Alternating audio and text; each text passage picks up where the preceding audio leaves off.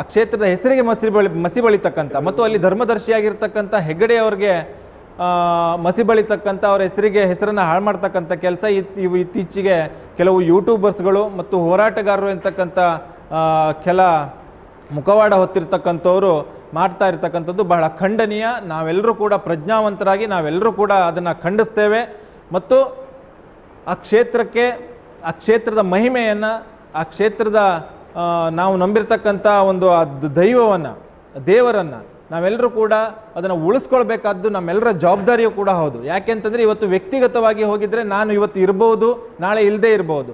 ಈ ಒಂದು ಕ್ಷೇತ್ರಕ್ಕೆ ಏನು ನೀವು ಹೆಸರಾಳು ಮಾಡಲಿಕ್ಕೆ ಹೊರಟಿದ್ದೀರಿ, ದಯಮಾಡಿ ಇದನ್ನು ಇವತ್ತಿಗೆ ನಿಲ್ಲಿಸಬೇಕು.